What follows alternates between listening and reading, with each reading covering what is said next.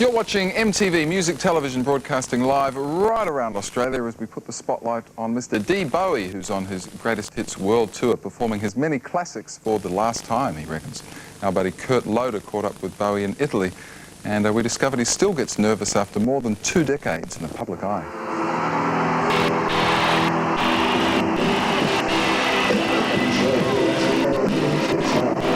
David Bowie's been knocking them dead on stage for more than 20 years now, and yet he still gets nervous before he goes on. How come? I can't remember my words. I never have been able to. So I always think I'm going to forget everything. I always get that nightmare that I go on stage and I haven't learnt a word, and I'm just stuck out there and all this music's playing and I've got no ideas of what did I write. I can't remember a word of it.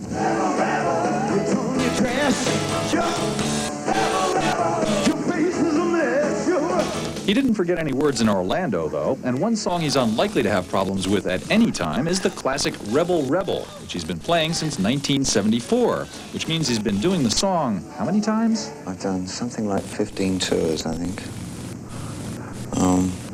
That is one that I've always done, I think, in every show. And each tour is usually about 80 to 100 cities, so you work it out. You got your mother in the world.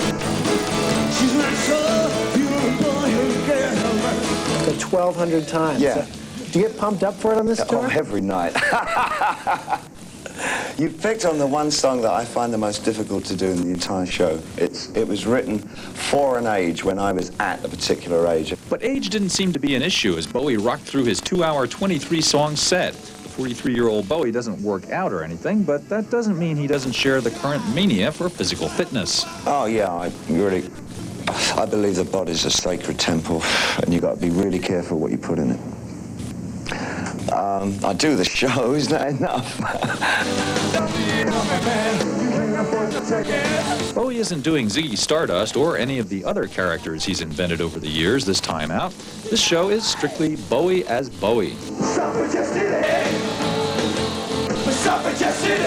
I think that the idea that I would be performing as me was sort of, I don't think it was well received. I think people liked the idea of me becoming all these different characters, but it wasn't doing me as a person any good. Bowie's 1987 Glass Spider tour drew a lot of critical flack for its cluttered staging, so this year's outing is totally stripped down, with a 4-piece backup band led by longtime Bowie collaborator Adrian Belew, and an enormous see-through projection scrim on which live images and film segments are projected simultaneously.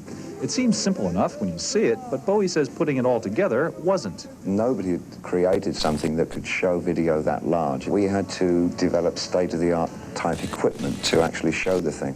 So it's interactive with film and video and stage. And Bowie himself will be moving on to new things in the future. He insists that this is the last time he'll be performing his old hits. I'll stand or fall on the strength of the material that I write from now on, which is what I want to do. I don't want to be doing Suffragette City at 50. Good night, folks. Yes, and David Bowie will be bringing his Greatest Hits Tour to Australia later in the year. It's interesting, isn't it? He obviously wants to start an entirely new chapter in his career, unencumbered by his previous works. The new video includes a lot of familiar footage and is a remix of the classic Fame, given the 90s treatment. David Bowie. That's Fame 90. David Bowie strutting his stuff there, and we'll announce those Bowie concert dates just as soon as Mr. Dainty tells us, so stay tuned.